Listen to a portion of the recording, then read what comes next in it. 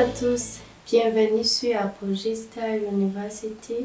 Je m'appelle Nadia Beki, je suis la nouvelle professeure en français, Kinyarwanda et le Kirundi aussi. Je suis heureuse. Alors, aujourd'hui nous allons voir ensemble comment se saluer en français. On y va. Nk'uko twariko turabivuga, tubahaye ikaze kuri Apogee Star University. Nitwa Nadia Beki, ndi umwigisha mushasha w'igifaransa, nkabasobanurira mu rurimi rw'ikinyarwanda canke se mu rurimi rwo mu kirundi canke se kirundi. Turatangira ku ndamutso. Bonjour, mwaramutse. Bonjour, mwaramutse. Bonjour, papa. Mwaramutse, papa. Bonjour, maman. Mwaramutse, mama. Bonsoir, mwiriwe.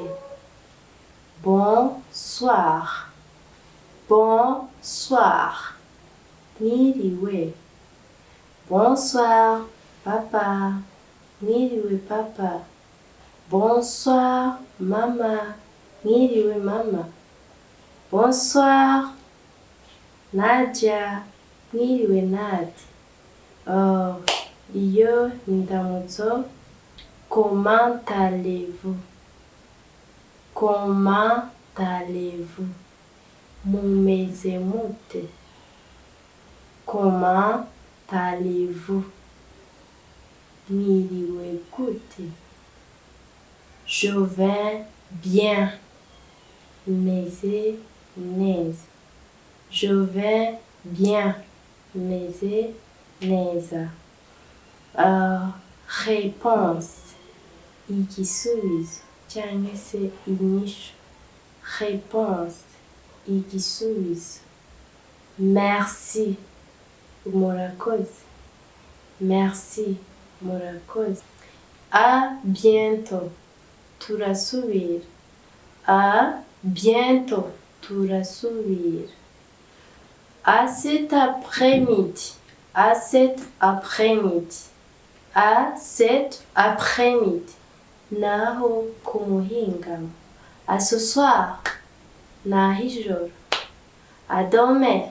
Nahejo. À demain. Nahejo.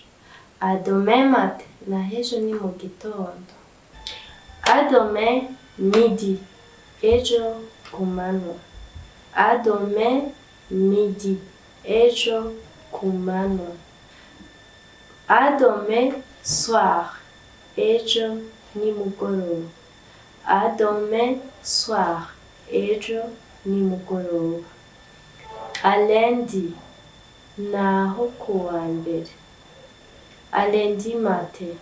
Naho kuwa mbere mu gitondo. À lundi matin. Naho kuwa mbere ni mu gitondo cyangwa se mu gitondo. Ok, je vais vous enseigner aussi les jours de la semaine. Shaka kubigisha iminsi igize icyumweru.